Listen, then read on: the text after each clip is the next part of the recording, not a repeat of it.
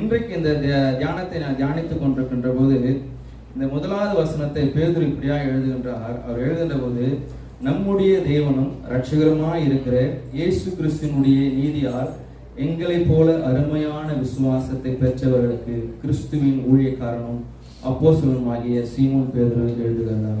ஹல்லேலூயா. அப்ப இந்த இடத்துல ஒரு விசுவாசம் இருக்குது. என்ன விசுவாசம்? இப்பதானே வாசித்தேன். ஹல்லேலூயா.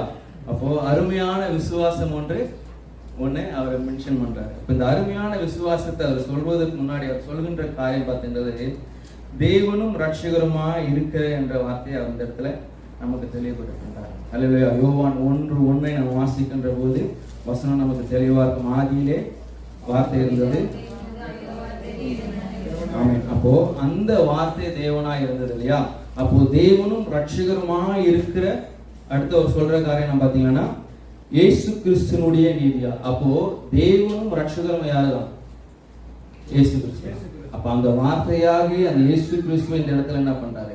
அவர் மீண்டுமாய் சொல்றார். இதே தீத்து 1:2-3 நம்ம வாசிக்கின்ற போது, மகாதேவனும் இரட்சகருமாகிய இயேசு கிறிஸ்து என்று சொல்லிட்டார். அப்போ தேவனும் வேற தோற்றல, கிறிஸ்து வேறல, இருவரும் ஒருவர் தான். அந்த திரியேக தேவனை அப்போஸ்தலர்கள் அங்கும் இங்குமா எல்லா இடத்துலயும் என்ன பண்றாங்க? சபையாருக்கு எழுதுகின்ற போது அதை தெளிவுபடுத்திக் கொண்டே வருகிறாங்க. அப்ப இந்த இடத்துல அவர் சொல்கின்றது, தேவனும் இரட்சகருமாய் இருக்கிற இயேசு கிறிஸ்து என்பதை அவர் தெளிவுபடுத்துகின்றார். மீண்டும் அதை நம்ம தொடர்ந்து அதில் வாசிக்கின்ற போது, இயேசு கிறிஸ்துவனுடைய நீதியா. அப்போ அவர் சொல்கின்ற காரியம் என்னன்னா, நான் மனுஷ நீதியால் இல்ல, தேவனுடைய நீதியால் நான் என்ன பண்றேன்? இந்த இடத்துல நான் இருக்கிறேன் என்பதை அந்த பேதுரு தெளிவுபடுத்துறார். அப்போ தேவனுடைய நீதியால் அவர் என்ன பண்றாரு? அது வாசிக்கிறதில் நம்ம வாசிக்கின்ற போது ரோமருக்கு எழுதின நிருபம் 3வது அதிகாரம் 21-22 நம்ம வாசிக்கலாம். இப்படி இருக்க நியாய பிரமாணம் இல்லாமல் தேவ நீதி வெளியாக்கப்பட்டிருக்கிறது.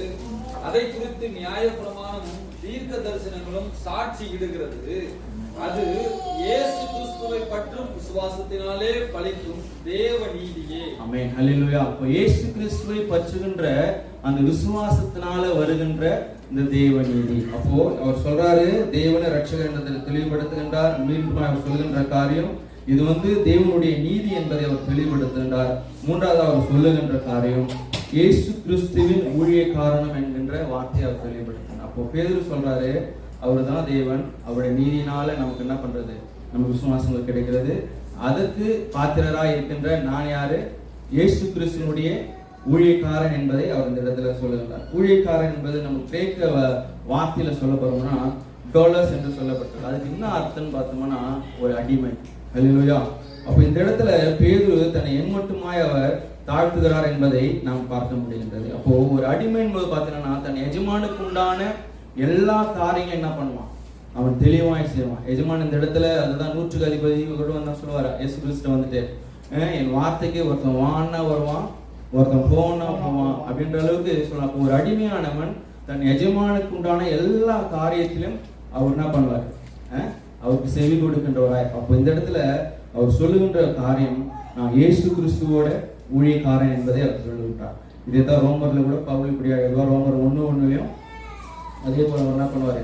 நான் இயேசு கிறிஸ்துவனுடைய ஊழியக்காரன் என்பதை அவர் தெளிவுபடுத்துவார். யாக்கோபு 1:1 அதே போல என்ன பண்றாங்க?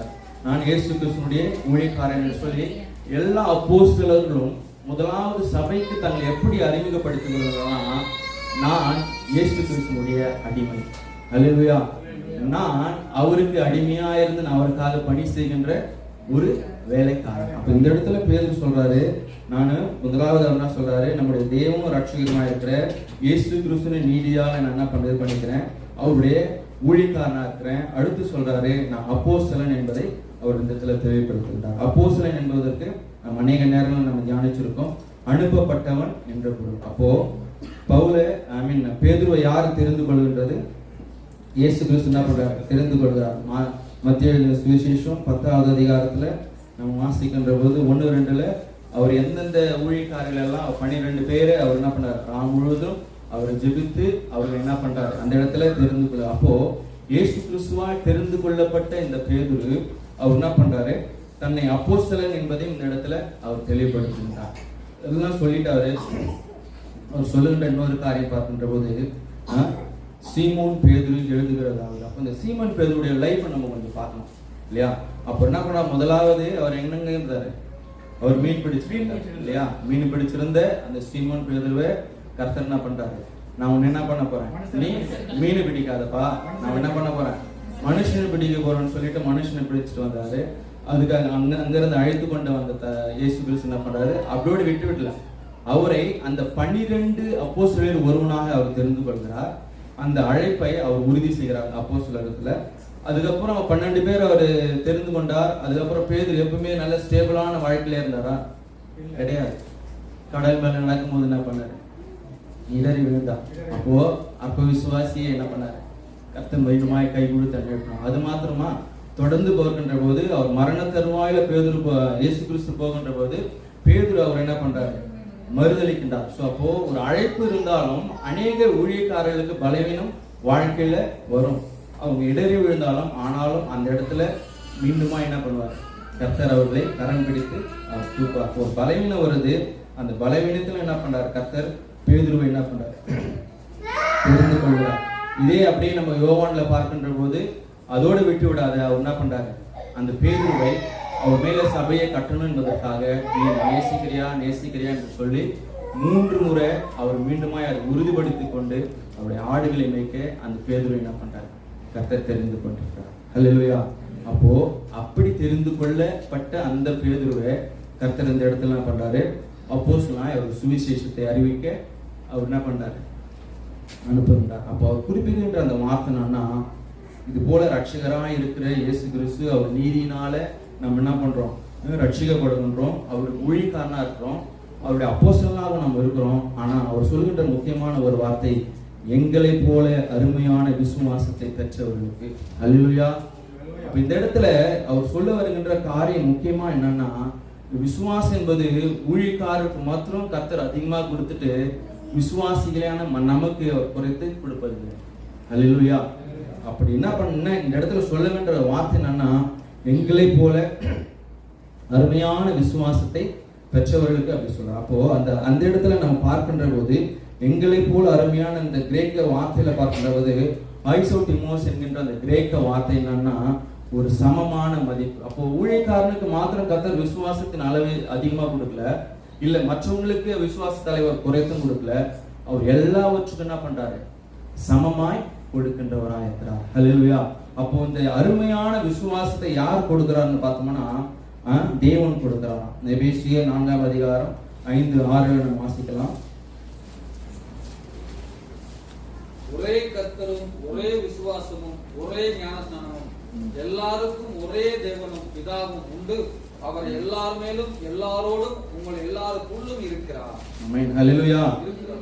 ஆமென். ஹல்லேலூயா. அப்போ விசுவாசத்தை எத்தனை விசுவாசத்தையும் கேட்டார், 2 விசுவாசம் இல்ல, ஒரே விசுவாசம். அப்போ ஒரே கர்த்தர், ஒரே விசுவாசம், ஒரே ஞானஸ்தானம், எல்லாருக்கும் ஒரே தேவனும் பிதாவும் ஒன்று, அவர் எல்லார் மேலும் எல்லாரோடும் உங்கள் எல்லோருக்குள்ளும் இருக்கின்றவர் என்கின்ற வார்த்தையை அழகா என்ன பண்றாரு பவுல் நமக்கு மீண்டுமாய் தெளிவுபடுத்துகிறார்.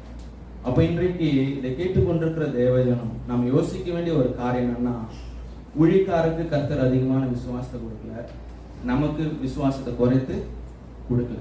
ஹல்லேலூயா. அவர் ஒரே கர்த்தரா இருக்கிறார், ஒரே விசுவாசத்தை எல்லாருக்கும் கொடுக்கிறார், அந்த ஒரே ஞானஸ்தானத்தையும் கர்த்தர் என்ன பண்றாரு, வச்சிருக்கிறார். அப்போ எல்லாரும் நம்ம யாரை தான் வணங்குறோம், அந்த ஒரே மெய்தேவனாகிய ஆண்டவராகிய இயேசு கிறிஸ்துவை நம்ம வணங்குறோம். ஹல்லேலூயா. அப்போ இந்த அளவுக்கு அந்த அளவுக்கு தெளிவாய் அந்த அருமையான விசுவாசத்தை நம்ம கொடுக்கின்றவர் யாரா, ஆண்டவராகிய இயேசு கிறிஸ்து. அதைத்தான் நம்ம அநேக நேரங்களில் நம்மளுடைய விசுவாசம் என்ன பண்ணோம், புடமிடப்படும். நம்ம அநேக நேரங்களில் கைவிடப்பட்ட சூழ்நிலை போல நம்ம போயிட்டு இருப்போம். ஒருவேளை நம்ம யோசிக்கலாம், நமக்கு யாருமே இருக்க மாட்டாங்க, நம்ம என்ன பண்றது, நம்ம ஒரு அது இக்கட்டான சூழ்நிலைக்குள்ள நம்ம போயிருக்கலாம். அதுதான் 1 பேதுரு 1:7 சொல்கிறது. வாசிங்க.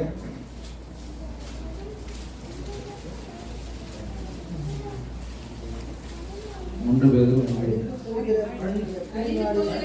அக்னியினாலே சோதிக்கப்படும், அதை பார்க்கிலும் அதிக விலையேறப்பட்டதா இருக்கிற உங்கள் விசுவாசம் சோதிக்கப்பட்டு இயேசு கிறிஸ்து வெளிப்படும் போது உங்களுக்கு புகழ்ச்சியும் கனமும் மகிமையும் உண்டாக காணப்படும். ஆமென். ஹல்லேலூயா. அப்போ ஒரு அழிந்து போகின்ற ஒரு பொன், ஹல்லேலூயா, அப்போ ஒரு பொண்ணே அதிக அக்னியினால சோதிக்கப்படுகின்ற போது விலையேறு பெற்றதுமாய் இருக்கிற உங்கள் விசுவாசம் சோதிக்கப்பட்டு இயேசு கிறிஸ்து வெளிப்படும் போது உங்களுக்கு புகழ்ச்சியும் கனமும் மகிமையும் உண்டாக காணப்படும். அல்லேலூயா. நம்ம யோசிச்சு பார்க்கலாம், ஒரு பொண்ணை ஒரு அந்த பீக்கில் நம்ம சூடு பண்ணாதான் அதுக்கு ஏற்ற மாதிரி அதை மோல்டு பண்ணணும் இல்லையா? அப்போ நம்முடைய விசுவாச அளவு நம்ம சோதிக்கப்படுவதற்கு கர்த்தர் ஒரு இக்கட்டான சூழலை நம்ம கொண்டு போறாருன்னா நம்முடைய என்ன பண்றாரு, அதிக வெளியேற பெற்று அவருக்கு ஏற்ற பாத்திரமாய் அவர் உருவாக்குகிறார் என்பதை நாம் உணர்ந்து கொள்ள வேண்டும். அல்லேலூயா. ஏதோ ஒரு இக்கட்டான சூழ்நிலை போயிட்டு இருக்கோம், எல்லாருமே கைவிடப்பட்ட சூழ்நிலை போயிட்டு இருக்கோம், நமக்கு யாருமே கூட இருக்க மாட்ட மாதிரி யோசிக்கலாம், இல்ல பெற்றோர் கைவிடலாம், நண்பர்கள் கைவிடலாம், ஏன் பிள்ளைகள் கூட கைவிடலாம், ஆனா அதிகாரிகள் கூட கைவிட்டு போகலாம். ஆனா கர்த்தர் நம்ம ஒரு நாளும் கைவிட மாட்டார். ஏன்னா வசனம் சொல்லுது, அவர் என்ன பண்றாரு, நம்மை கண்ணின் மணியை போல அவர் பாதுகாத்து வருகிறார். அல்லேலூயா. எல்லா சூழ்நிலையிலும் அவர் நமக்கு அவர் உதவியா இருந்தார். அப்போ நம்முடைய விசுவாசம் சோதிக்கப்படுகிறதுனா கர்த்தர் நம்மை ஒரு கனமுள்ள பாத்திரமாய், ஒரு வெளியேறு பெற்ற ஒரு பாத்திரமாய் அவர் என்ன பண்ணாரு, உருவாக்க போகின்றார் என்பதை நாம் புரிந்து கொள்ள வேண்டும். அவர் மீது நாம் வைக்கின்ற ஒரு நம்பிக்கையை நாம் பார்க்கின்ற போது எபிரேயர் 11:1 சொல்லப்பட்ட பிரகாரம் நம்பப்படுவதின் உறுதியும் காணப்படாதவைகளின் நிச்சயமா இருக்கிறது என்று என்ன பண்றது, நமக்கு அந்த வசனம் சொல்லுது. அப்போ நம்ம நம்புகின்ற ஒரு காரியம் காணப்படாத ஒண்ணு மேல நம்ம விசுவாசமா இருக்கின்ற போதுதான் அது என்ன பண்ணும், பூரணப்படும். இன்றைக்கு நம்ம இந்த அருமையான விசுவாசத்தை நம்ம யோசிக்கின்ற போது முதலாவது அந்த விசுவாசத்தை யார் கொடுக்கிறாராம், கர்த்தர் கொடுக்கிறார். அல்லேலூயா. இப்போ கூட நம்ம பாட்டு பாடணும் இல்லையா, கர்த்தரையே நம்ம ஜீவிப்பதால் கிருபையும், கர்த்தரையே நம்ம ஜீவிப்பதால் நான் இந்த துதித்து பாடிட்ட பாத்திரமே அந்த பாடலை நம்ம பாடப்போ, கர்த்தரை நம்ம ஜீவிப்பதால் அவர் கிருபையும் தம்பு நம்ம என்ன பண்றோம், பாதுகாத்து வழிநடத்தி வருகிறார் என்று சொல்லப்போ அவர் நம் தேவனால் நம்ம கொடுக்கிறார், அவர் நம்ம மீது ஒரு நம்பிக்கையோடு இருக்கிறார். மூன்றாவது வருகின்ற போது அவரை நாம் அறிக்கை செய்கின்றவர்களாக இருந்துகின்ற போது அந்த அருமையான விசுவாசம் நமக்குள்ளாக வரும். அப்போ ரோமர் 10:9-10 வரைக்கும் நம்ம வாசிக்கின்ற போது என்னவென்றால் கர்த்தராகிய இயேசுவை நீ உன் வாயினாலே அறிக்கையிட்டு தேவன் அவரை மரித்தோரிலிருந்து எழுப்பினார் என்று உன் இருதயத்திலே விசுவாசித்தால் ரட்சிக்கப்படுவாய். நீதி உண்டாக இருதயத்திலே விசுவாசிக்கப்படும், ரட்சிப்பு உண்டாக வாயினாலே அறிக்கை பண்ணப்படும். ஆமென். ஹல்லேலூயா. அவருடைய கர்த்தராகிய இயேசு கிறிஸ்துவின் வாயினாலே அறிக்கை செய்கின்ற போது கர்த்தர் என்ன பண்றாராம், நம்மளை ரட்சிப்புக்கு ஏற்ற விதத்துல இந்த இடத்துல வழிநடத்தி செல்லும். அப்ப நம்ம எப்படி அவர் விசுவாசிக்க முடியும், நம்முடைய சொந்த கிரியையினால அல்ல, அவரை நாம் விசுவாசிக்கின்ற போது. அதனாலதான் எபேசியர் 2:8 வசனம் பிரகாரம் கிருபையினால என்ன பண்றோம், நம்ம விசுவாசத்தை கொண்டு ரட்சிக்கப்பட்டோம். இது நம்மளால் உண்டானதல்ல, இது தேவனால் உண்டான ஈவு. அப்போ நமக்கு விசுவாசத்தை கொடுப்பதும் அந்த ரட்சிப்பை கொடுப்பதும் கர்த்தராகிய தேவனாகிய அவர் நம்ம கொடுக்கின்ற அந்த ஈவு. அப்போ நம்ம விசுவாசம் நமக்கு வேணும்னா நம்முடைய அந்த விசுவாசம் நம்ம எங்களை கொண்டு போய் நிறுத்தணும்னா நம்ம ரட்சிப்புக்கு உண்டான பாதையில கொண்டு போய் நிறுத்தணும் என்பதை யாக்கோபு 2:17 நம்ம வாசிக்கின்றோம். அப்போ அநேக நேரங்களில நமக்கு அந்த விசுவாசம் எப்படி செயல்படும்னா நம்முடைய கிரியைகளினால செயல்படும். அல்லேலூயா. நம்ம விசுவாசம் நம்ம எப்பவுமே கர்த்தர் எனக்கு எல்லாவற்றையும் செய்து முடிப்பா நம்ம சொல்றது மாத்திரமல்ல, அந்த சொல்ற வார்த்தையில நம்ம நிலை கொண்டு நிற்கின்றவளா இருக்க வேண்டும். எப்பவுமே நம்ம ஒன்று சொல்லிடுவோம், கர்த்தர் என்ன பண்ணுவாரு, எல்லாத்தையும் விலைக்கு காப்பான்னு சொல்லிடுவோம். ஆனா இன்றைக்கு பக்கத்துல மாஸ்குலயே ஏதோ ஒரு இடத்துலனாலும் வியாதியா இருந்தாலும் என்ன பண்றோம், அங்க போயிட்டு ஒரு கட்டோ ஏதோ ஒன்று செய்து அநேக கிறிஸ்தவர்கள் என்ன பண்றாங்க, இன்னைக்கு இதை அறியாமலே செய்து கொண்டிருக்கிறாங்க. அப்போ கர்த்தர் எல்லாத்தையும் விலைக்கு காப்பாருமா, அவர் எல்லாத்தையும் நம்ம விலைக்கு காப்பாரு என்பதை நம்ம முதலாவது விசுவாசிக்கணும், நம்ம நம்பணும். அப்படி நம்புகின்ற போதுதான் கர்த்தர் எல்லாவற்றையும் விலக்கி பாதுகாக்க அவர் சித்தமுள்ளவராயிருப்பார். நம்ம சொல்லுல ஒன்றும் செயல்ல ஒன்றும் இருந்தோம்னா நம்ம அவிசுவாசத்துல பேதுரு போல என்ன பண்ணோம், விழுந்து போகின்றவர்களாய் காணப்படும். அப்போ நம்ம பேச்சுல நம்ம மூச்சுல எல்லாம் நம்ம பாடணும் இல்லையா பாட்டு, இன்னைக்கு எல்லாத்துலயும் அவர் இருக்கிறாருன்றோம், எல்லாத்துலயும் அவர் இருக்குன்ற போது நம்ம எப்படி அவிசுவாசம் மாற முடியும், நம்ம எப்படி மனுஷன் மேல டிபெண்ட் ஆக முடியும்? அவரில் நம்ம வழி நடத்தணும், அவரில் நம்மளை பாதுகாத்து வழி நடத்துற அந்த விசுவாசம் நமக்குள்ள இருக்கணும் இல்லையா? உதட்டளவுல நம்ம பாடிடுறோம், உதட்டளவுல நம்ம என்ன பண்றோம், எல்லாத்தையும் நம்ம சொல்லிடுறோம், ஆனா உண்மையாக அது பிராக்டிக்கலா நம்ம செய்யறோமா, அந்த விசுவாசம் நமக்குள்ள இருக்குதா என்பதை நம்ம என்ன பண்ணோம், ஆராய்ந்து பார்க்கணும். அப்படி ஆராய்ந்து பார்க்கின்ற போதுதான் பேதுரு சொல்லப்பட்ட பிரகாரம் அந்த அருமையான விசுவாசத்தை நம்ம பெற்றோம் என்பதை அவர் விசுவாசிக்கிறார். அவர் மாத்திரம் விசுவாசிக்கல, அது நம்ம எல்லாருக்கும் அந்த விசுவாசம் பகிர்ந்து கொடுக்கப்பட்டு சரிசமமாக இருக்குது என்பதை அவர் என்ன பண்றாரு, நமக்கு சபையா இருக்க அவரை எழுதுகின்றார். தொடர்ந்து நம்ம வாசிக்கின்ற போது வேதத்தில் அநேக உதாரணங்கள் நம்ம பார்க்கலாம். ஆபிரகாமுக்கு கர்த்தர் என்ன பண்றாரு? 100 வயசுல தான் அவருக்கு என்ன பண்றாரு? குழந்தை கிடைச்சு இல்லையா? 75 வயசுல சொல்றாரு, ஆனா 100 வயசுல கர்த்தர் கொடுத்தார். அவரு அந்த எத்தனை நாட்கள் காத்திருந்தாலும் அவர் விசுவாசத்தோடு அவர் என்ன பண்றாரு? நிலத்தின அவர் என்ன பண்றாரு? விசுவாசங்களையும் தகப்பனா பண்ணார். நோவா கூப்பிட்டு ஒரு பேழையை உண்டாக்குனார் கர்த்தர். 1 வருஷத்துல உண்டாக்குனார். அவரு 120 வருஷம் செஞ்சார். யோசிச்சு பாருங்க, 120 வருஷத்துல ஒருவேளை இன்னைக்கு இருக்கிற பார்த்தீங்கன்னா எத்தனை ஜெனரேஷன் கடந்து போயிருக்கோம். அன்றைக்கு கர்த்தர் நல்ல ஆயுஷ் நாட்களை கொடுத்து ஒருத்தர் 900 ஆண்டுகள் 800 ஆண்டுகள் அத்தனை ஆண்டுகள் ஆனாங்க. அன்னைக்கு 120 வருஷம் நோவா பேழை செஞ்சுட்டு இருந்தார். அப்ப அந்த 120 வருஷம் அவர் ஒவ்வொரு முறையும் பேழை செய்யும் போது எத்தனை கேலிக்கு போயிருப்பாரு, எத்தனை கிண்டல் ஆகிருக்கும். இன்னைக்கு நம்ம சும்மா எதனா ஒன்று பண்ணாவே எவ்வளவு நம்ம கேலிக்கு கிண்டலுக்கும் ஒருத்தரை உட்படுத்துறோம் இல்லையா? அப்போ நோவை பார்த்து பேசுறவங்க என்ன சொல்லியிருப்பாங்க? மழை வரும்னு சொல்லி ஸ்டார்ட் பண்ண 120 வருஷம் ஆச்சு. இன்றைக்கு மன்னைக்கு என்ன சொல்லுவாங்க? நம்மள கிறிஸ்தவங்களை பார்க்கின்ற போது இயேசு கிறிஸ்து இன்னைக்கு வருவாருன்ட்டு அன்னையிலிருந்து பேசிட்டு இருக்கீங்க, இன்னும் வரலையே அப்படின்னு. அப்போ சில நாட்களில மாறனாதா ஏதோ இயேசு கிறிஸ்து சீக்கிரம் வருகிறாருன்னு சொன்னாங்க. ஆனா இயேசு கிறிஸ்து இன்னும் வரல. ஏன்?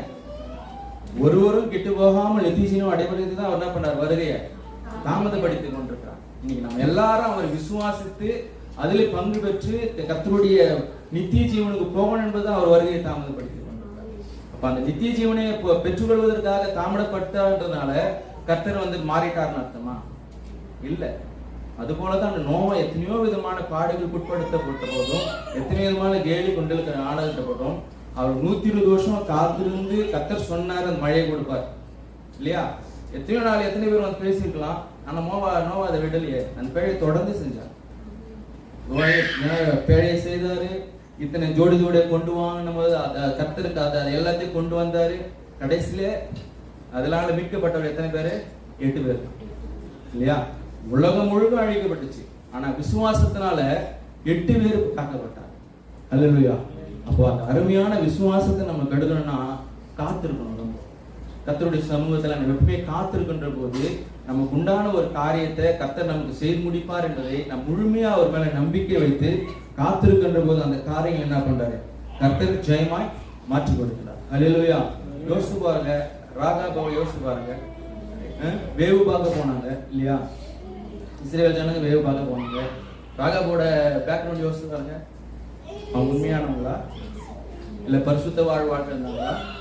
இல்ல கர்த்தரை எப்பவுமே போற்றி பாட்டி கொண்டு துதித்து கொண்டிருந்தாங்களா? இல்ல. அவங்களுக்கு இருந்த ஒரு விசுவாசம், இஸ்ரேலின் ஆளுகை செய்கின்ற அந்த கர்த்தர் பெரியவர், எல்லாத்தையும் யுத்தங்களே அவர் ஜெயிக்கின்றவர், அந்த ஒரு விசுவாசம், அவ்வளவுதான். வேற ஒண்ணுமே அவங்களுக்கு அதை பத்தி எல்லாம் தெரியாது. அவங்க உட்காந்து தேவனை குறித்து ஆராதித்தோ இல்ல வல்லமையா துதித்து பாட்டு கொண்டிருந்தாங்களா? இல்ல. அதை குறித்து கேட்டாங்க, அதை அவங்க விசுவாசித்தாங்க. அந்த ராகாபோட மூலியமா ராகாபோட குடும்பமே என்ன ஆச்சு? காக்கப்பட்டது. இன்னைக்கு நம்மளுடைய ஒரு விசுவாசம் நம்ம குடும்பம் ரட்சிக்கப்படுதா? நம்முடைய சந்ததிகள் காக்கப்படுகிறதா இல்லையா? நம்முடைய தேசங்கள் காக்கப்படுகிறதா அப்படின்றத நம்ம ஆராய்ந்து பார்க்கணும். அப்போதான் அந்த அருமையான விசுவாசத்தினுடைய விளைச்சலை நம்ம பார்க்கணும். அல்லேலூயா. அப்போ கர்த்தர் ஒரு ராகாபை கொண்டு ஒரு குடும்பத்தை காப்பாற்றுறாரு. நோவாவை கொண்டு என்ன பண்றாரு? ஒரு பெரிய கர்த்தருடைய திட்டத்தை, ஒரு உடன்படிக்கை நோவா மூலியமா எழுப்புறாரு. காரணம் என்னன்னா, எல்லாமே அவர் மேல வைத்திருந்த அந்த விசுவாசம். இன்றைக்கு நம்முடைய வாழ்க்கையில எத்தனையோ விதமான பாடுகளுக்குள்ள நம்ம கடந்து போகலாம், எத்தனையோ விதமான பிரச்சனைக்குள்ள கடந்து போகலாம். ஆனா அவர் மேல வைத்திருக்கின்ற அந்த விசுவாசம் நமக்கு இருக்குதா அப்படின்றத நம்ம ஆராய்ந்து பார்க்கணும். அப்ப இந்த 1வது வசனத்தை நம்ம தியானித்து வரும்பொழுது, தேவனும் ரட்சகரமாய் இருக்கிற இயேசு கிறிஸ்துவினுடைய நீதியால் எங்களை போன்ற அருமையான விசுவாசத்தை பெற்றவர்களுக்கு கிறிஸ்துவின் ஊழியக்காரனும் அப்போஸ்தலனாகிய சீமோன் பேதுரு எழுதுகிறதாவது. அதுக்கப்புறம் நீங்க அப்படியே ஒரு காரியத்தை நீங்க தொடர்ந்து இந்த அடிப்படையில நம்ம விசுவாசத்தை பெற்றுக்கொண்ட அடிப்படையில் நம்ம தியானிச்சுட்டே வருகின்ற போது நமக்கு அழகா இந்த காரியங்கள் எல்லாம் என்ன பண்றது? தெளிவுபடுவது. இப்போ 5வது வசனத்தை வாசிக்கின்ற போது, நீங்கள் அதிக ஜாக்கிரதை உள்ளவர்களாய் உங்கள் விசுவாசத்தோடு தைரியத்தோடு ஞானத்தையும், ஞானத்தோடு இச்சையடக்கத்தையும், இச்சையடக்கத்தோடு பொறுமையும், பொறுமையோடு தேவபக்தியோடு சகோதர சிநேகத்தையும், சகோதர சிநேகத்தோட அன்பையும் கூட்டி வழங்குங்கள். இவைகள் உங்களுக்கு உண்டாயிருந்து பெருகினால் உங்களை நம்முடைய கர்த்தராகிய இயேசு கிறிஸ்துவை அறிகிற அறிவிலே வீணரும் கன்னியாத்மமாய் இருக்க ஒட்டார். அப்போ எங்க பேசிக் ஸ்டார்ட் பண்ணது? அவர் ஸ்டார்ட் பண்றது என்ன பண்றாரு? ஜாக்கிரதை உள்ளவர்களா எங்கள் விசுவாசம்ன்றாங்க. அப்போ கிறிஸ்தனுடைய அடிப்படையான ஒன்று நமக்கு தேவையானது விசுவாசம். அந்த தேவையான விசுவாசம் யார் என்பதை பேதுரு அழகா அந்த 1வது வசனத்துல அவர் என்ன பண்றார், தெளிவுபடுத்துறார். 1வது வசனத்துல அவர் சொல்லிட்டார், யார மேல நம்ம விசுவாசம் வைக்கணும், அந்த விசுவாசத்தை நமக்கு கொடுக்கிறது யாரு, அந்த விசுவாசத்துக்கு சரிசமமா பங்கிடுகிறவர் யார் என்பதை அவர் அழகா தெளிவா நமக்கு சொல்லிட்டார். தேவனும் ரட்சகருமாய் இருக்கிற இயேசு கிறிஸ்து நமக்கு என்ன பண்றாரு, அந்த விசுவாசத்தை அவருடைய நீதியினால அவர் அந்த இடத்துல சத்ருவை ஜெயிச்சதுனால நமக்கு அந்த விசுவாசத்தை கொடுக்கிறாரு. அவருடைய ஊழியக்காரனா இருக்கிற நான், அவர் அப்போஸ்தலனாகிய சீமோன் நான் என்ன பண்றேன், அது உங்களுக்கு நான் மீண்டுமா என்ன பண்றேன், தெளிவுபடுத்துறேன்.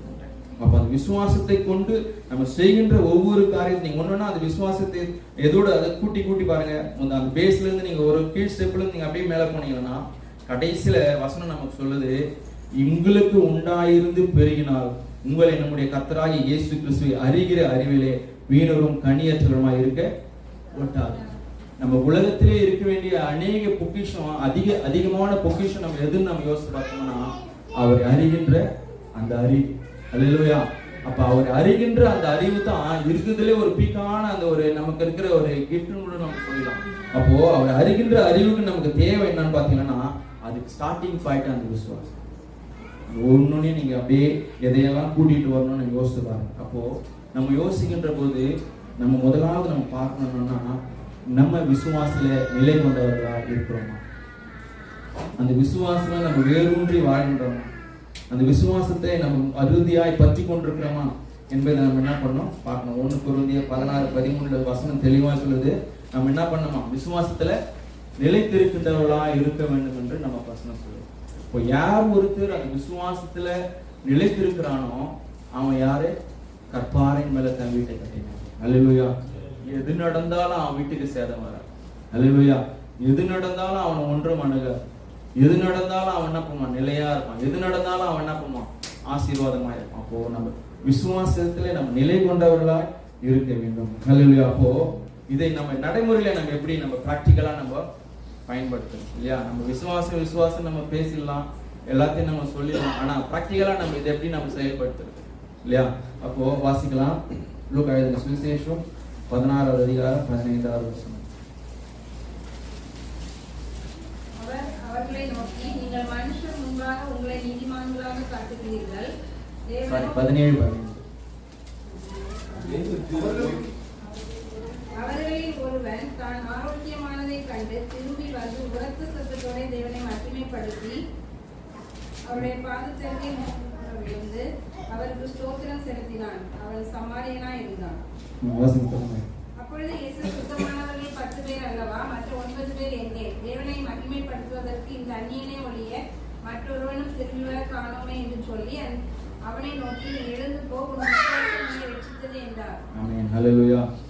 ஆமென். நம்ம இதிலே 17:5 நம்ம வாசிக்கின்ற போது அவர் என்ன பண்றாரு, அப்பொழுது அப்போஸ்தலர் கர்த்தரை நோக்கி எங்கள் விசுவாசத்தை வர்த்திக்க பண்ண வேண்டும் என்றார். ஹல்லேலூயா. அப்போ நம்முடைய விசுவாசம் நம்ம என்ன பண்ணோம், வர்த்திக்க பண்ணுவதற்கு கர்த்தருடைய சமூகத்துல நம்ம என்ன பண்ணோம், கேட்கின்றவர்களாக இருக்க வேண்டும். அப்போ நம்ம எப்பெல்லாம் அவருடைய சமூகத்துல நம்ம கேட்கின்றோமோ கர்த்தர் என்ன பண்றாரு, அந்த விசுவாசத்தை வர்த்திக்க பண்ண நமக்கு அவர் உதவி செய்கின்றவராக இருக்கிறார். அதே போல கலாத்தியர் 2:20 நம்ம வாசிக்கலாம்.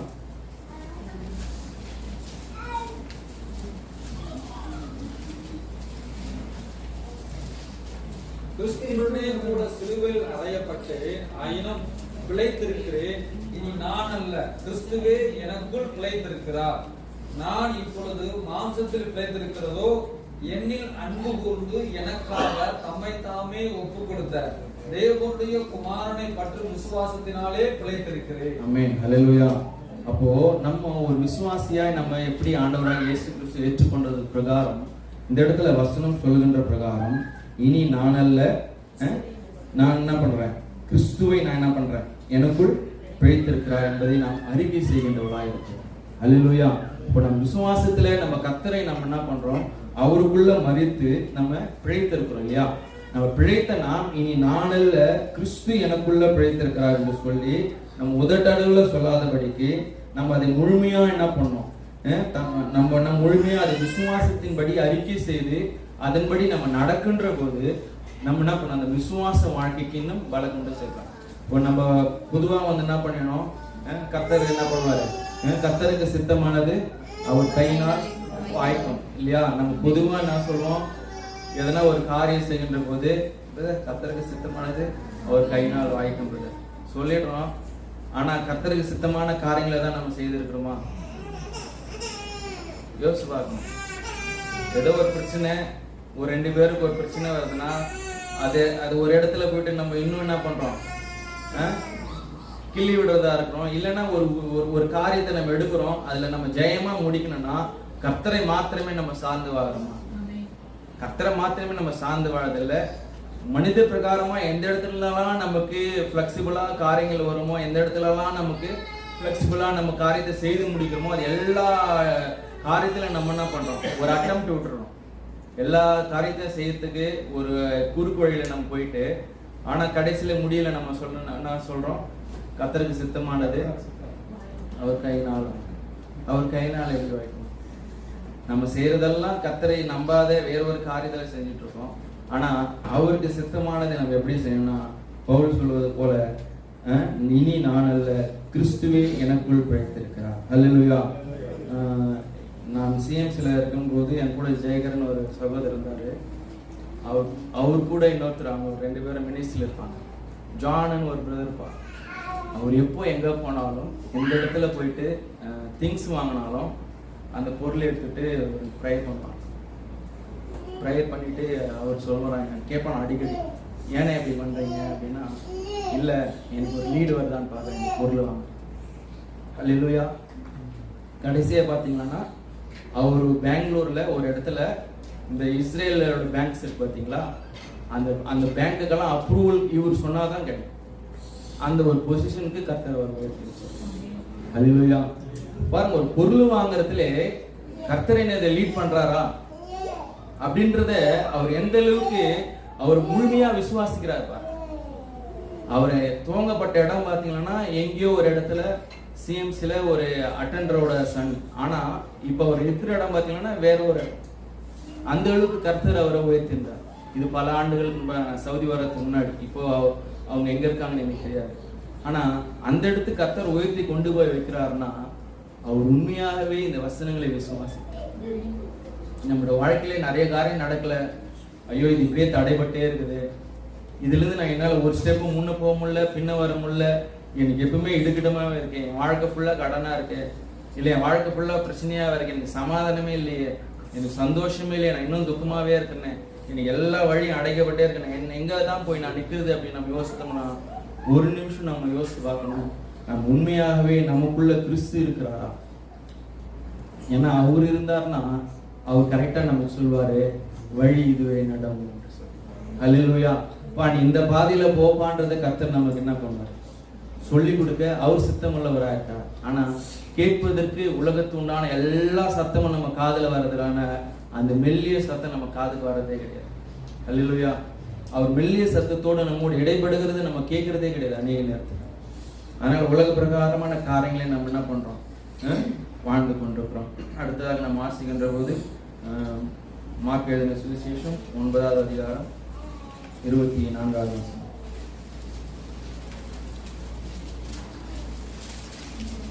ஒரு ராஜ்யம் தனக்குத்தானே விரோதமாக பிரிந்திருந்தால் அந்த ராஜ்யம் நிலை நிற்க மாட்டாது. விசுவாசிக்கிறேன் ஆண்டவரே, என் அவிசுவாசம் நீங்கும்படி உதவி செய்யும் என்று கண்ணீரோட சத்தமிட்டு சொன்னான். ஆமென். அததான் நான் முன்னே சொன்னேன், நம்ம என்ன பண்ணோம், அவிசுவாசம் நீங்க கர்த்தருடைய சமூகத்துல நம்ம ஜெபிக்கின்றவளா இருக்க வேண்டும் என்று சொல்லியிருக்கோம். அதே 1 பேதுரு 3:15 வாசிப்போம்.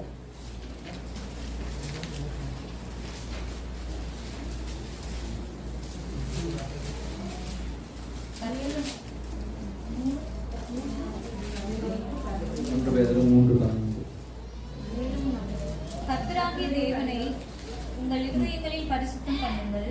உங்களில் இருக்கிற நம்பிக்கையை குறித்து உங்களிடத்தில் விசாரித்து கேட்கிற யாவருக்கும் சாந்தத்தோடும் வணக்கத்தோடும் உத்தரவு சொல்ல எப்பொழுதும் ஆயத்தமாய் இருங்கள். ஆமென். ஹல்லேலூயா. இந்த இடத்துல என்ன சொல்ல வராங்கன்னா, நமக்குள்ள இருக்கின்ற அந்த விசுவாசத்தை நாமே மட்டும் வச்சு அனுபவிக்கூடாது, மற்றவங்களுக்கும் அறிவிக்கின்றவளாக இருக்க வேண்டும். ஹல்லேலூயா. அப்போ நம்ம கர்த்தர் மேலே நம்ம அன்றாட வாழ்க்கையில நம்ம என்ன பண்ணணும்னா இந்த விசுவாசத்தும் கர்த்தனால நம்ம பெற்றுக்கொண்டோம், கர்த்தனால ஆசீர்வாதம் பெற்றோம்னா இந்த ஆசீர்வாதம் எதனால வந்துச்சு? இந்த ஆசீர்வாதம் எனக்கு எப்படி கிடைச்சது? யாரை நான் பின்பற்றதுனால எனக்கு இந்த ஆசீர்வாதம் வருது? யாரை நான் சேவித்ததுனால இந்த ஆசீர்வாதம்? யாரை இந்த விசுவாசத்துல நான் உறுதியா நின்னதுனால இந்த ஆசீர்வாதங்கள் எனக்கு வருகுது என்பதை நாம் மற்றவர்களுக்கு நம்ம என்ன பண்றோம்? அறிவிக்கின்றவளா இருக்க வேண்டும். அப்போ அதனாலதான் கர்த்தர் என்ன பண்றாரு? மத்திய எழுதின சுவிசேஷம் 28வது அதிகாரத்துல கடைசியில நம்ம வாசிக்கிறோம் இல்லையா?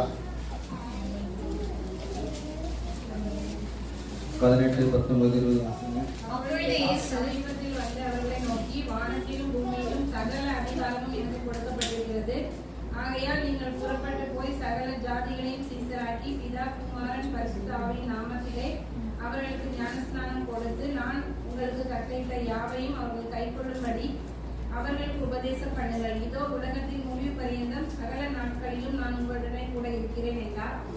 ஆமென். அப்போ இந்த இடத்துல கர்த்தர் நம்ம கடைசியா கொடுக்கின்ற காரியம் என்னன்னா, நம்ம அவரை பற்றுகின்ற விசுவாசத்தினால நம்ம பெற்றுக்கொண்ட அந்த ரட்சிப்பை நாம் மற்றவங்களுக்கும் அறிவிக்கின்றவர்களாக இருக்க வேண்டும்.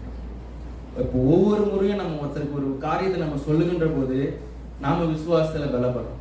அல்லேலூயா. நீங்க டெஸ்ட் பண்ணி பாருங்க. ஏன்னா ஒரு காரியத்தை நம்ம சொல்றோம்னா அவனுக்கு அந்த காரியம் நடக்கணும்ட்டு நாம என்ன பண்ணணும்? கர்த்தருடைய சமூகத்துல உட்கார்ந்து ஜெபிச்சுட்டு இருக்கோம் இல்லையா? அப்போ நம்முடைய விசுவாசம் என்ன பண்ணுது? பெருகு. அல்ல, ஏன்னா கர்த்தர் சொன்னாரு, நாம யாருக்காக ஒருத்தருக்காக நம்ம ஜெபிக்கிறோமோ அந்த ஜெபத்தை கேட்டு விசுவாசிக்கின்றவர்களாக நான் ஆல்ரெடி நான் ஜெபம் பண்ணேன்றத இயேசு கிறிஸ்து என்ன பண்ணியிருக்காரு? பிதாவிடத்துல ஜெபிக்கின்ற போது அந்த காரியத்தை சொல்லியிருக்காரு. அப்போ நம்ம ஒருத்தருக்கு ஒரு காரியத்தை சொல்லும் போது அந்த காரியத்துக்காக எப்படியாச்சும் அது நடைபெறணும்னு சொல்லிட்டு என்ன பண்றோம்? நம்மளும் அந்த காரியத்துக்காக ஜெபிக்கிறோம். அப்போ நம்முடைய விசுவாசம் வாழ்க்கை என்ன பண்ணுது? இன்னும் பலப்பட்டு கொண்டே போகுது. அப்ப நம்ம ஒரு நாளும் நம்ம கர்த்தரை பற்றி அறிவிக்கின்ற போதும், ஒவ்வொரு நாளும் நம்ம சின்ன சின்ன காரியங்களை கர்த்தர் எனக்கு இப்படியா செஞ்சு முடிச்சாரு சொல்லுகின்ற போதும் நமக்குள்ள ஒரு விசுவாசம் பெருகும். மற்றவங்களுக்கு என்ன பண்ணோம்? அதை கர்த்தருக்கேற்ற பாதையில கொண்டு வருவதற்கு அதுக்கு உதவியா இருக்கும். அப்போ நம்ம பெற்றுக்கொண்ட அந்த விசுவாசத்தை கர்த்தர் நமக்கு கொடுத்து அந்த நன்மையான ஈவுகளை நம்ம மற்றவர்களுக்கும் அறிவிக்கின்றவர்களாய் நாம் இருக்க வேண்டும். இதே மார்க்கு 16 நம்ம வாசிக்கின்ற போது 17, 18 நம்ம வாசிக்கின்ற போது, விசுவாசிக்கிறவர்களால் நடக்கும் அடையாளங்கள் ஆவன, என் நாமத்தினாலே பிசாசுகளை துரத்துவார்கள், நவமான பாஷைகளை பேசுவார்கள், சர்ப்பங்களை எடுப்பார்கள், சாவுக்கு ஏதுவான யாதொன்றை குடித்தாலும் அது அவர்களை சேதப்படுத்தாது, வியாதியஸ்தர் மேல் கைகளை வைப்பார்கள், அப்பொழுது அவர்கள் சொஸ்தமாவார்கள் என்றார். ஆமென். ஹல்லேலூயா. இந்த இடத்துல நம்ம ரொம்ப ஆராய்ந்து பார்க்க வேண்டிய ஒரு காரியம்னா, கர்த்தர் தெளிவா சொல்றாரு, விசுவாசிக்கிறவர்களாய் நடக்கும் அடையாளங்கள். என் நாமத்தினாலே அவங்க பிசாசை துரத்துவாங்க, நவமான பாஷைகளை பேசுவாங்க, சப்தங்கள் எடுப்பாங்க, சாவுக்கு எதுவான யாதொன்றை குடித்தாலும் அவர்களை அதனால சேதப்படுத்தாது, வியாதிஸ்தர் மேல கை வச்சா என்ன பண்ணுவோம்? அவங்களுக்கு சுத்தமாகும். ஸோ இப்படி எல்லா அத்தாரிட்டியும் கர்த்தர் யாருக்கு கொடுக்குறாரு? விசுவாசிக்கிறவர்களுக்கு நமக்கு கொடுக்குறார் இல்லையா? ஆனா இதை நம்ம சரியா பயன்படுத்துறோமா? இல்லையா? நம்ம இதை என்னைக்குமே நம்ம என்ன பண்றோம்? அந்த காரியத்தை நம்ம சரியா பயன்படுத்துறது இல்லை. ஏன்னா கர்த்தர் தெளிவா சொல்றாரு. இந்த 2 பேர் வசனத்தை நம்ம வாசிக்கின்ற போது அவர் என்ன சொல்றாரு? எங்களை போல அருமையான விசுவாசத்தை பெற்றவர்களுக்கு. அல்லேலூயா. எங்களை போல அருமையான விசுவாசத்தை பெற்றவர்களுக்கு யாருக்கு எழுதுறாரு? இந்த வசனத்தை பேதுரு அவருடைய இருக்கிற அப்போஸ்தலருக்கு மாத்திரம் எழுதினாரா? யாருக்கு எழுதுறாரு? இந்த நிருப பாடங்கள்லாம் யாருக்கு எழுதுறதுன்னா சபைகளுக்கு எழுதுறது. அந்தந்த நாட்டில் இருக்கிற அந்தந்த சபைகளுக்கு எழுதி கொடுக்கப்பட்ட ஒரு காரியம். அப்போ கர்த்தர் சொல்றாரு, விசுவாசித்தா இந்த காரியத்தெல்லாம் நீ செய்வ அப்படின்னு கர்த்தர் சொல்றாரு. இந்த இடத்துல பேதுரும் அது என்ன பண்றாரு? எங்களை போல அருமையான விசுவாசத்தை பெற்றவர்களுக்கு சொல்லி மென்ஷன் பண்ணி எழுதுறாரு. அப்போ அந்த அருமையான விசுவாசத்தை பெற்ற நாம் கர்த்தருடைய சமூகத்திலே அந்த விசுவாசத்தை நம்ம இன்னும் வர்த்திக்க பண்ண நம்ம அவரிடத்துல ஜெபித்து அதுக்கு தடையா இருக்கின்ற காரியங்கள் எல்லாவற்றையும் நம்ம என்ன பண்ணோம்? நீக்க நம்ம பிரயாசம் பண்ணமே தவிர, இன்றைக்கு அநேக நேரத்துல நம்ம என்ன பண்றோம்? நம்முடைய விசுவாசம் கர்த்தருடைய சமூகத்துல நம்ம நிற்பதை காட்டிலும் ஊழியக்காரங்க மேலேயோ இல்ல மற்ற இடத்துலயே போயிட்டு நம்ம என்ன பண்றோம்?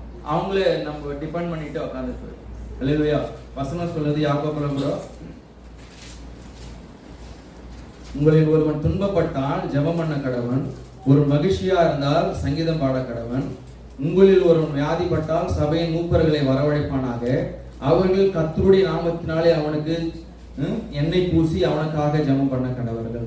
அப்போது விசுவாசம் உள்ள ஜெபம் பிணியாலே. அப்போ நம்மளால ஒண்ணுமே முடியல, என்னால ஜெபிக்க கூட முடியல அப்படின்னு நீங்க யோசிச்சீங்கன்னா நீங்க ஊழியக்காரை கூப்பிட்டு வந்து எண்ணெய் பூசி ஜெபிக்க வைக்கலாம், தவறே கிடையாது இல்லையா? உன்னால ஜெபிக்க முடியும், கர்த்தருடைய சமூகத்தில் உன்னால டைம்ஸ் பண்ண முடியும் போது கூட பிரதர் எனக்காக நீங்க ஜெபம் பண்ணிக்கணும், பிரதர் நீங்க எனக்காக நீங்க ஃபாஸ்டிங் இருங்க, பிரதர் எனக்காக இது செய்துங்க இல்லையா? இது கர்த்தர் நமக்கு எல்லா இடத்துலயும் நமக்கு தெளிவாய் சொல்றாரு இல்லையா?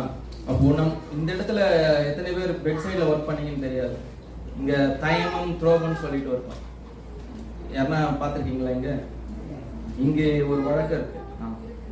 இங்க சவுதியில ஒரு வழக்கம் இருக்கு. என்னன்னு பாத்தீங்கன்னா அவங்க 5 முறையும் அவங்க தொழுகு பண்ணும் போது என்ன பண்ணணும், கை காலு மூக்கு அந்த நாஸ்ட்ரல்ஸ் காலு ஷூ போட்டு இருந்தாலும் என்ன பண்ணுவாங்க, ஷூ எடுத்துட்டு அந்த சாக்ஸோட அவங்க என்ன பண்ணுவாங்க, கிளீன் பண்ணுவாங்க.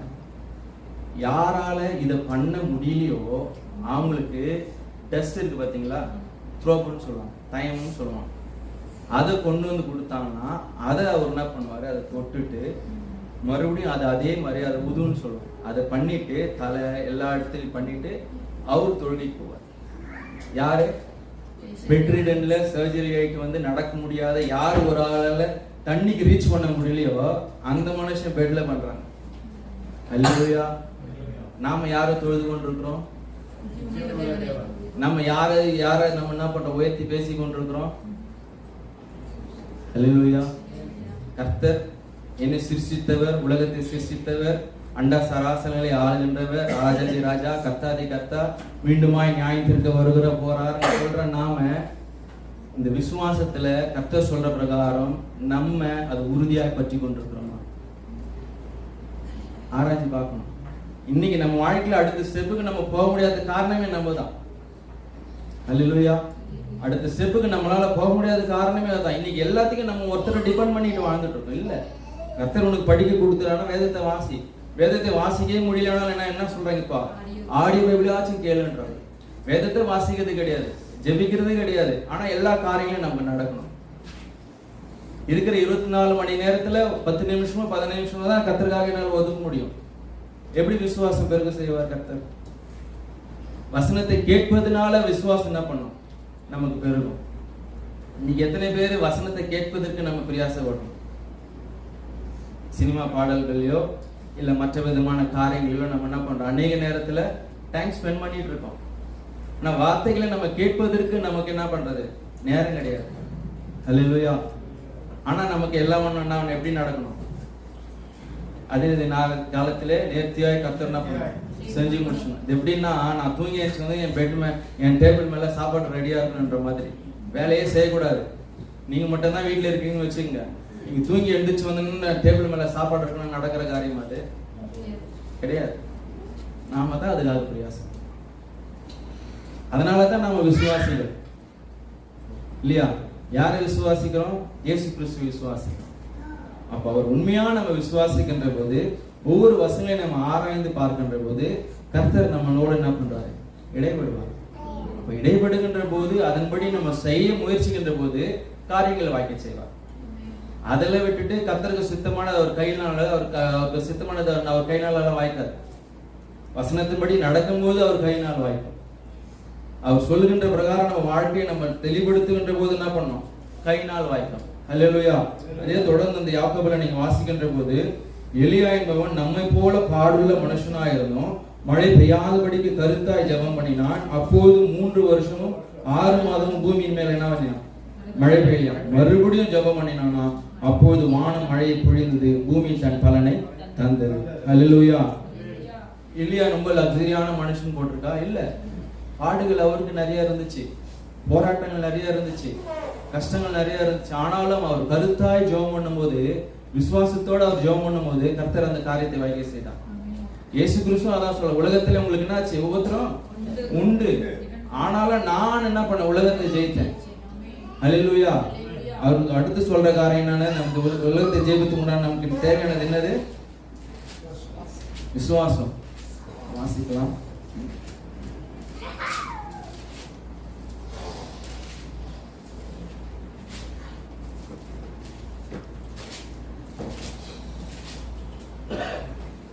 யோவான் 16:33. என்னிடத்தில் உங்களுக்கு சமாதானம் உண்டாயிருக்கும் பொருட்டு இவைகளை சொன்னேன். உலகத்தில் உங்களுக்கு உபத்திரம் உண்டு, ஆனாலும் திடன் கொள்ளுங்கள், நான் உலகத்தை ஜெயித்தேன். ஹல்லேலூயா. அப்போ இந்த உலகத்தை கர்த்தர் ஜெயிக்கிறார்னா நம்ம அவர் மேல வச்சிருக்கிற அந்த விசுவாசம் நமக்குள்ள உறுதியா இருக்க வேண்டும். ஹல்லேலூயா. அப்போ இந்த உலகத்துல நம்ம எல்லா காரியத்திலும் வெற்றி பெற வேண்டும்னா அவரை நம்ம நம்பணும்.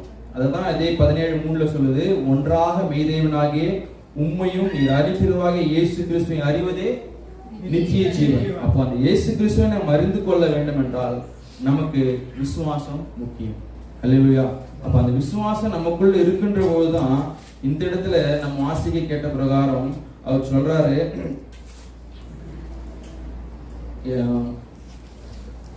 2 பேதுரு 1:8 உங்களுக்கு உண்டாயிருந்து பெருகினால் உங்களை நம்முடைய கர்த்தராகிய இயேசு கிறிஸ்துவை அறிகிற அறிவிலே வீணரும் கனியற்றவர்களுமாய் இருக்க ஒட்டாது. அப்போ நம்ம எல்லாவற்றையும் ஆராய்ந்து பார்க்கிறதுக்கு நம்ம ஃபர்ஸ்ட் ஸ்டெப் என்னன்னா கர்த்தர் கொடுத்த இந்த நமக்கு கொடுக்கின்ற அந்த விசுவாசம், அவரை அறிகின்ற அந்த விசுவாசம், அதுல நம்ம இருக்கின்ற போது, அதை நம்ம பலப்படுத்தி கொண்டிருக்கின்ற போது கர்த்தர் என்ன பண்ணுவாரா, அவர் என்ன பண்ணாரு, நம்ம எடுத்து பயன்படுத்துவார். தொடர்ந்து இதே 1:10 வாசிக்கின்ற பிரகாரம், சகோதரரே உங்கள் அழைப்பையும் தெரிந்து கொள்வதையும் உறுதியாக்கும்படி ஜாக்கிரதையாயிருங்கள். இவைகளை செய்தால் நீங்கள் ஒரு காலம் இடறி விழுவதில்லை. அல்லேலூயா. அப்போ முதலாவது நம்ம யோசித்து பார்க்க வேண்டிய காரியம்னா, பேதுரு அழகா தெளிவா சொல்றாரு, நமக்கு கர்த்தர் ஒரு விசுவாசத்தை அவர் கொடுக்குறாரு. அது யாருக்கிட்டனா நம்முடைய தேவன ரட்சகமாக இயேசு கிறிஸ்து உங்களை போல உங்களுக்கு எல்லாரும் கூட விசுவாசம் கொடுக்குறாரு. அவர் எந்த அளவுக்கு பாருங்க, ஒரு கான்பிடென்ட்டை ஒவ்வொரு விசுவாசிக்கும் அவர் கொடுக்குறாரு. எங்களை போல உங்களுக்கும் கொடுத்துருக்காரு விசுவாசத்தை. அப்ப நீங்க அவர் பற்றுகின்ற அறிவிலே நம்ம என்ன பண்ணோம், அவர் அறிகின்ற அறிவிலே நம்ம வளர்ந்து கொள்ள வேண்டும். இப்ப எங்களுக்கு கொடுத்த தேவன் உங்களுக்கும் கொடுப்பாருன்றது அவர் முதலாவது வசனத்தில் சொல்லிட்டு தான் நமக்கு எழுதுறாரு. அதுக்கு உண்டான வழிகளை தான் நமக்கு காண்பி கொடுத்துறாரு. அப்ப அந்த விசுவாசத்துல நம்ம நிலை கொண்டு வாழ்கின்ற போது, அன்றைக்கு ஆதி அப்போஸ்தலர் நாட்களே கர்த்தர் அவர்கள் மூலியமாய் செய்த நற்கிரியைகளை இன்றைக்கு நம் மூலியமாக செய்ய அவர் சித்தமுள்ளவராயிருக்கின்றார். அல்லேலூயா. அப்ப நாம் செய்ய வேண்டிய ஒரு காரியம், அவரை நாம் விசுவாசிக்கின்றவர்களால் ஒரு நாளும் அந்த விசுவாசத்திலிருந்து விலகி போகாதபடிக்கு, அந்த அவிசுவாசிகளாக மாறி போகாதபடிக்கு கர்த்தர் எல்லா சூழலிலும் எல்லா இக்கட்டுகளிலும் என்னை விடுவித்து பாதுகாத்துக் கொள்ள அவர் வல்லவராய் இருக்கிறார் என்பதை நாம் விசுவாசிக்கின்ற போது வசனம் சொல்லுகின்ற பிரகாரம் நீங்கள் ஒரு காலம் இடறி விழுவது இல்லை. அல்லேலூயா. நம் கண்களை மூடி கர்த்தருடைய சமூகத்தில் நம்ம ஒப்பு கொடுத்து நாம் ஜெபிக்க முடியும்.